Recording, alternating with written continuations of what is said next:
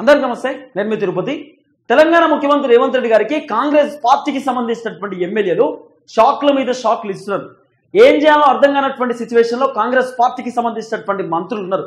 ఓవైపు హైకమాండ్ కూడా కొంత డైనమాలో కనబడుతున్నటువంటి సిచ్యువేషన్. ఎందుకు ఇదంతా జరుగుతుంది కాంగ్రెస్లో? అసలు కాంగ్రెస్లో జరుగుతున్నటువంటి పెద్ద కథ ఏంటంటే, చాలా మంది కాంగ్రెస్కి సంబంధించినటువంటి ఎమ్మెల్యేలు రేవంత్ రెడ్డి పైన అసంతృప్తితో ఉన్నారట. కొంతమంది సీరియస్గా ఉన్నారట, అసహనంతో ఉన్నారట. రేవంత్ రెడ్డి పర్ఫార్మెన్స్ నచ్చకపోవడము, రేవంత్ రెడ్డి ఒంటెత్తిపోకడం నచ్చకపోవడము, రేవంత్ రెడ్డి వ్యవహారము, రేవంత్ రెడ్డికి సంబంధించినటువంటి ఉంటుంది కదా ఆయన ముఖ్యమంత్రి, ఆయన అహంకారం, ఇదంతా నచ్చకుండా కొంతమంది కాంగ్రెస్ ఎమ్మెల్యేలు కొంత మంత్రి పైన లేకపోతే ముఖ్యమంత్రి పైన కొంత అసహనంతో ఉన్నారు, సీరియస్గా ఉన్నారు అనేది వినబడుతున్నటువంటి ఒక చర్చ. అయితే ముఖ్యమంత్రి రేవంత్ రెడ్డి గారు ఢిల్లీకి పోయినారు. ఢిల్లీలో రాహుల్ గాంధీతో కూడా భేటీ అయిందట. సరే, ఈ భేటీ వెనకాల అనేకమైనటువంటి కారణాలు ఉన్నాయి, ఈ భేటీ వెనకాల అనేకమైనటువంటి రహస్యాలు ఉన్నాయి. ఒకటేమో మంత్రివర్గ విస్తరణ అని చెప్తున్నారు, ఇంకొకటేమో కులగణనకు సంబంధించినటువంటి వ్యవహారం అంటున్నారు, ఇంకోటేమో ఈ ఏదైతే ఎమ్మెల్యేలు ఉన్నారో ఎమ్మెల్యేలు కొంత ఓవర్ యాక్షన్ చేస్తా ఉన్నారు, ఈ ఎమ్మెల్యేలను కొంతమందిని సస్పెండ్ చేద్దాము, ఎమ్మెల్యేలు కొంతమంది సోకాజ్ నోటీస్ ఇద్దాము, చెప్తే వినట్లేదు, ఇష్టానుసారంగా వ్యవహరిస్తున్నారు అని చెప్పి ఇది ఒక కంప్లైంట్ వస్తుంది. తర్వాత సీనియర్ లీడర్లు ముఖ్యమంత్రి రేవంత్ రెడ్డి సీఎం సీటు పైన కన్నేసిరు, రేవంత్ రెడ్డిని పనిచేయనిస్తలేరు, రేవంత్ రెడ్డి ముందడబడనిస్తలేరు, రేవంత్ రెడ్డి పైన కొంత సీనియర్ లీడర్లు మంత్రులు కొంత ఇబ్బంది పెడతా ఉన్నారు అనేది కొంత వినబడుతున్నటువంటి చర్చ. సరే, కాంగ్రెస్ ఇదంతా రెగ్యులర్ గా జరిగేటటువంటి ప్రాసెస్. ఇప్పటి నుండి కాదు, రేవంత్ రెడ్డి పీసీసీ కాకంటే ముందు నుండి కాంగ్రెస్ లో ఉన్నటువంటి పంచాయతీ ఇదే.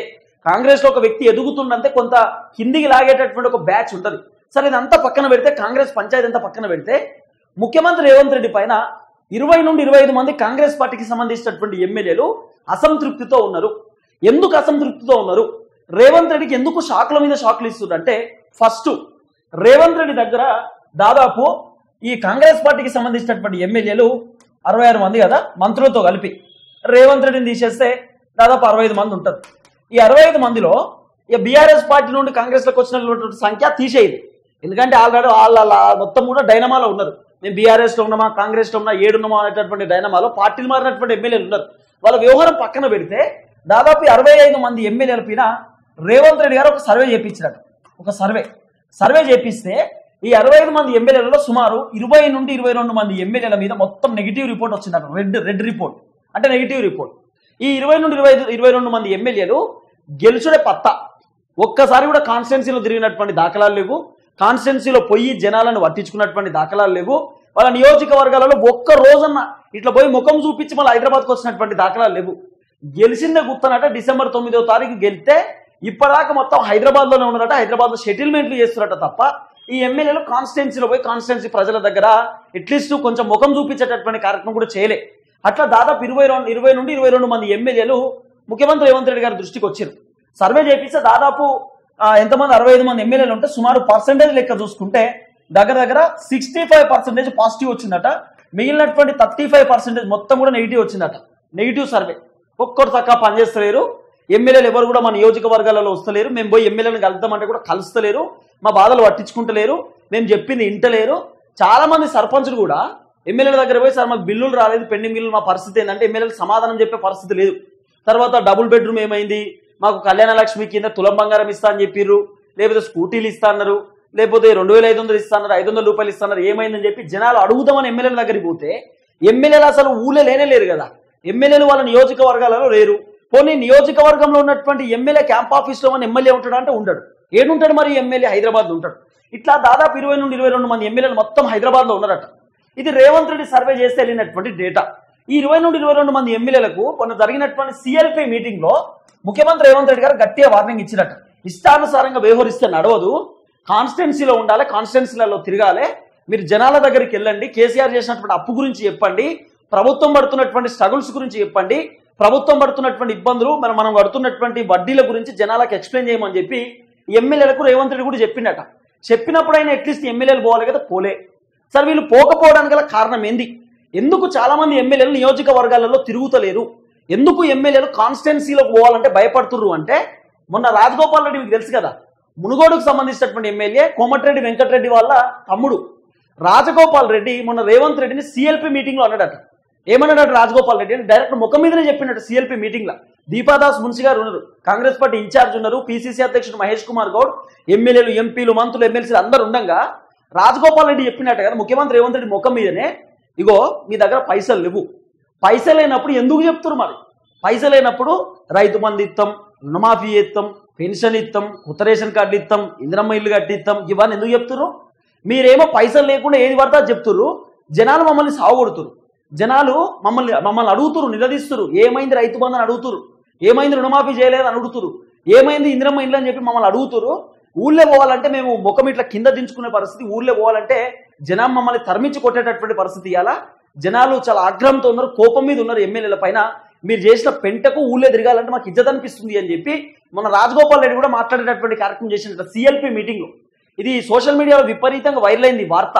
ఇప్పుడు రాజగోపాల్ రెడ్డి ఒక్కడే కాదు, కాంగ్రెస్ పార్టీకి సంబంధించినటువంటి ఎమ్మెల్యేల పరిస్థితి కూడా ఇదే. దాదాపు 20 నుండి 22 మంది ఎమ్మెల్యేలు ముఖ్యమంత్రి రేవంత్ రెడ్డి గారి పైన సీరియస్గా ఉన్నారట. వీళ్ళు ఎందుకు సీరియస్గా ఉన్నారు? రేవంత్ రెడ్డి గారు ఏమో ఎమ్మెల్యేలను తిడుతూ ఉన్నాడు. ఏది మీరు నియోజకవర్గాలలో తిరగాలి, మీరు ఎందుకు పోతలేరు, ఎందుకు తిరుగుతలేరు అని చెప్పి రేవంత్ రెడ్డి గారు ఎమ్మెల్యేలకు వార్నింగ్ ఇస్తే ఎమ్మెల్యేలు రివర్స్ అటాక్. అంటే ఎమ్మెల్యేలు ఇప్పుడు రివర్స్ తిరిగిరు రేవంత్ రెడ్డికి. వాళ్ళు ఏం చెప్తారు ఎమ్మెల్యేలు అంటే, సరే మేము కాన్స్టిట్యున్సీలలో తిరుగుతాం, నియోజకవర్గాలలో పోతాం, అంత బాగానే ఉన్నది. నియోజకవర్గాలలో పోతే జనాలు ఎమ్మెల్యేలను మహిళలకు 2500 ఇస్తా అని చెప్పి ఏమైంది? 500 రూపాయల గ్యాస్ సిలిండర్ ఏమైంది? 200 యూనిట్ల ఉచిత కరెంటు ఏమైంది? 15,000 రూపాయల రైతు భరోసా ఏమైంది? 12,000 రూపాయల ఇంద్రం ఆత్మీయ భరోసా ఏమైంది? అంటే కౌలు రైతులకు పైసలు. 4,000 రూపాయల పెన్షన్ ఏమైంది? 4,000 రూపాయల నిరుద్యోగ భృతి ఏమైంది? లేకపోతే ఇట్లా పోతే తర్వాత కళ్యాణ లక్ష్మి కింద తులం బంగారం ఏమైంది? ఎటు పోయింది? ఇట్లా మాట్లాడుకుంటూ పోతే ఏది మళ్ళీ ఇంటర్నేషనల్ స్కూళ్ళు ఏమైంది? మండలానికి ఇంటర్నేషనల్ స్కూల్ ఏమైంది? ఇట్లా మాట్లాడుకుంటూ పోతే శాతభారతం ఉంది లెక్క. ఇవన్నీ కూడా జనాలు అడుగుతున్నారు ఎమ్మెల్యేలు నియోజకవర్గాలలో పోతే జనాలు ఏమన్నా ఉత్తగానే కూర్చుంటారా? ఎమ్మెల్యేలు ఎన్ని హామీలు ఇచ్చారు తెలుసా? ఎమ్మెల్యేలు పోటీ చేసినప్పుడు ఎలక్షన్ కంటే ముందు, ఓట్ల కంటే ముందు ఎమ్మెల్యేలు నియోజకవర్గాలలో ఊళ్ళో పోయి మీకు టెంపుల్ కట్టిస్తాం, లేకపోతే మీకు రోడ్లు వేపిస్తాం, మీకు గవర్నమెంట్ స్కూళ్ళు కట్టిస్తాం, లేకపోతే మీకు పెన్షన్ 4,000 ఇప్పిస్తాం, లేకపోతే మీకు ఇంకా మోర్లు ఇప్పిస్తాం, లేకపోతే ఇంకోటి చేస్తాం, ఇల్లులు ఇప్పిస్తాం అని చెప్పి చాలా మంది ఎమ్మెల్యేలు జనాలను నమ్మించేటటువంటి ప్రయత్నం చేసి ఓట్లు దండుకున్నారు. ఇప్పుడు ఓట్లు వేసిన తర్వాత జనాలు ఊకుంటారా? నియోజకవర్గాలలో ఎమ్మెల్యేలు తిరిగితే జాడిచ్చి తంతారు జనం. కాబట్టి ఇప్పుడు ఎమ్మెల్యేలు పోనీకి రెడీ లేరు. ఎమ్మెల్యేలు ఎందుకు నియోజకవర్గాలలో తిరుగుతలేరు అంటే, పబ్లిక్ మమ్మల్ని ఎక్కడ క్వశ్చన్ చేస్తారో, పబ్లిక్ మమ్మల్ని ఎక్కడ నిలదీస్తారో, రోడ్ వేపిస్తానో ఏమైంది, స్కూల్ కట్టిస్తానో ఏమైంది, కాలేజ్ కట్టిస్తానో ఏమైంది, మాకు ఇక్కడ ఫంక్షన్ హాల్ కట్టిస్తానో ఏమైంది, మాకు లేకపోతే గుడి కట్టిస్తానో ఏమైందని చెప్పి జనాలు అడుగుతారేమో, మమ్మల్ని క్వశ్చన్ చేస్తారేమో, నిలదీస్తారేమో, మమ్మల్ని ఆయనతో ఉరికిచ్చి తంతరేమో అనేటటువంటి భయంతో ఎమ్మెల్యేలు నియోజకవర్గాలలో తిరుగుతారు. ఇదే ఎమ్మెల్యేలు దాదాపు 20 నుండి 22 మంది ఎమ్మెల్యేలు చాలాసార్లు మంత్రులను అడిగిరట, కాంగ్రెస్ పార్టీ మంత్రులను. ఉత్తమ్ కుమార్ రెడ్డిని, పొంగులేటి శ్రీనివాస్ రెడ్డిని, బట్టెన్నను, కొమ్మటిరెడ్డి వెంకటరెడ్డిని, వీళ్ళందరిని అడిగిరట. తర్వాత సీతక్కను, కొండసురేఖను అడిగితే వాళ్ళు అసలు రెస్పాన్స్ లేదు. ఫస్ట్ ముఖ్యమంత్రి రేవంత్ రెడ్డి మంత్రులను కలిసేటటువంటి పరిస్థితి లేదు. మంత్రులను కలవాలంటే మంత్రులు కూడా రేవంత్ రెడ్డిని అడుగుతారు కదా, సార్ ఏమైంది సార్, మాకు ఏమన్నా ఇస్తే ఖజానా మేమేమైనా చేసుకుంటాం మా నియోజకవర్గాలలో 100 కోట్లు 200 కోట్లు మాకు శాంక్షన్ చేస్తే మా నియోజకవర్గాలు అభివృద్ధి కార్యక్రమాలు చేసుకుంటాం కదా అని చెప్పి మంత్రులు రేవంత్ రెడ్డిని అడిగేటటువంటి పరిస్థితి ఉంటుంది. ఎందుకంటే మంత్రులకు సంబంధించినటువంటి శాఖకు కూడా బడ్జెట్ కావాలి కదా, విద్యాశాఖకు బడ్జెట్ కావాలి, వైద్య శాఖకు బడ్జెట్ కావాలి, అన్ని శాఖలకు, మంత్రులకు సంబంధించినటువంటి అన్ని శాఖలకు బడ్జెట్ కావాలి. పైసలు ఎడికెళ్ళి వస్తాయి? పైసలు మొత్తం ఈ లెక్కపత్రం అంతా కూడా బట్టెన్న చూసుకున్నా కూడా రేవంత్ రెడ్డి ఆదేశాలు లేనిది, ముఖ్యమంత్రి ఆదేశాలు లేనిది ఏడిపోతాయి పైసలు. రేవంత్ రెడ్డి ఏది చెప్తే అదే ఫైనల్ కదా, ముఖ్యమంత్రి కదా, ముఖ్యమంత్రి ఏది చెప్తే అదే ఫైనల్ ఉంటుంది. కాబట్టి రేవంత్ రెడ్డిని మంత్రులు అడిగితే అసలు మంత్రులనే రేవంత్ రెడ్డి కలిసే పరిస్థితి లేదు. ఇక్కడ రేవంత్ రెడ్డి సార్ 3rd ఫ్లోర్లో ఉండాల్సినటువంటి వ్యక్తి 6th ఫ్లోర్కి పోయిండు. సెక్రటేరియట్లా 6th ఫ్లోర్లో సపరేట్ క్యాబిన్, నన్ను ఎవరు కలవద్దు, నన్ను ఎవరు డిస్టర్బ్ చేయొద్దు, నా అపాయింట్మెంట్ లేకుండా ఎవరిని పంపించవద్దు అని చెప్పి ఆల్రెడీ అక్కడ ఉన్నటువంటి అధికారులకు కూడా రేవంత్ రెడ్డి స్ట్రిక్ట్లీ ఇన్స్ట్రక్షన్స్ ఇచ్చిండు, స్ట్రిక్ట్లీ వాళ్ళకు వార్నింగ్ ఇచ్చినది కూడా వినబడుతున్నటువంటి చర్చ.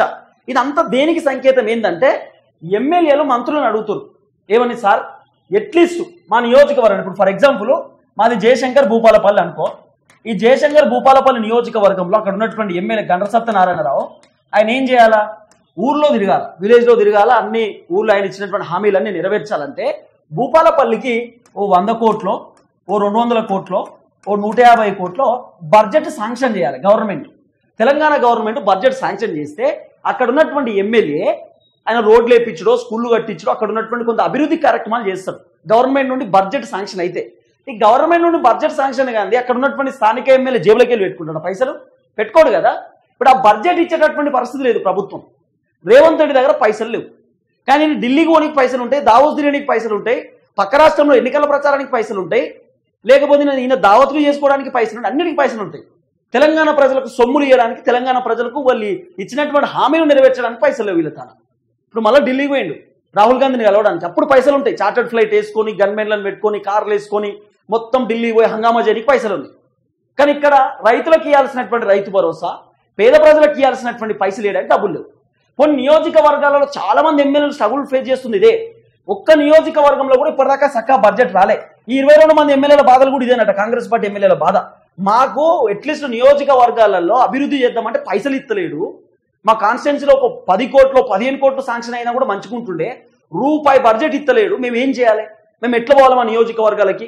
మేము ఎట్లా చూపించాలి మా ముఖం జనాలకి? జనాలు మమ్మల్ని తంతరు, జాడి చురికిచ్చి తంతరు, మమ్మల్ని నిలదీస్తారు, క్వశ్చన్ చేస్తారు. మేము ఏం మొహం పెట్టుకొని సమాధానం చెప్పాలి? మేము ఎటు పోవాలని చెప్పి ఎమ్మెల్యేలు ఇప్పుడు బాధపడుతున్నారు. ఈ బాధలో భాగంగా రేవంత్ రెడ్డి గారికి షాకులు ఇస్తుంది. ఏమని?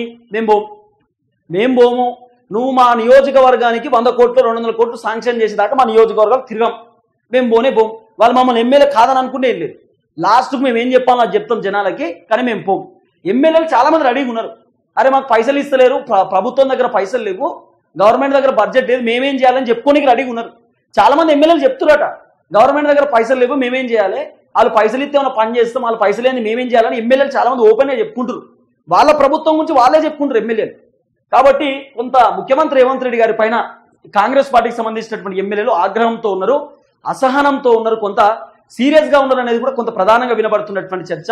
చాలా మంది ఎమ్మెల్యేలు అడుగుతా ఉన్నారట బడ్జెట్, సార్ మాకు పైసలు ఇరి మా నియోజకవర్గాలలో మేము ఏమైనా చదువుకుంటాం, మాకు పైసలు పైసలు పైసలు అంటే రేవంత్ రెడ్డి సార్ పట్టించుకునే పరిస్థితి లేదు, ఎమ్మెల్యేలను కలిసే పరిస్థితి లేదు. చాలా మంది ఎమ్మెల్యేలు పోతున్నట, అపాయింట్మెంట్ దొరకక బయటకు వస్తుంది. మళ్ళీ రేవంత్ రెడ్డిని కలిసే పరిస్థితి లేదు, అపాయింట్మెంట్ రేవంత్ రెడ్డి ఎమ్మెల్యేలకు ఇచ్చే సిచ్యువేషన్ కూడా లేదు. ఈ విధమైనటువంటి వ్యవహారాలు నడుస్తూ ఉంది. చూడాలి మరి ఎమ్మెల్యేలు ఏ విధంగా ముందుకు పోతారు. మరి ఎమ్మెల్యేలు ఏమన్నా అటు హైకమాండ్ దగ్గర ఏమైనా కంప్లైంట్ ఇస్తారా, ఏం చేస్తారు? మరి రేవంత్ రెడ్డి పర్ఫార్మెన్స్ ఇట్లనే కొనసాగుతా, లేకపోతే రేవంత్ రెడ్డి ఏమైనా చేంజ్ అయ్యేటటువంటి అవకాశం ఉంటుందా, లేకపోతే ఎమ్మెల్యేలకు సంబంధించినటువంటి వ్యవహారం ఎట్లా ఉండబోతుంది అనేది కూడా ముందు చూడాల్సినటువంటి అవసరం ఉంటుంది. మళ్ళీ నియోజకవర్గాలలో తిరుగుతారా, లేకపోతే రియాలిటీ జనాలకి చెప్తారా అనేది కూడా చూడాల్సినటువంటి అవసరం ఉంది. చూద్దాం.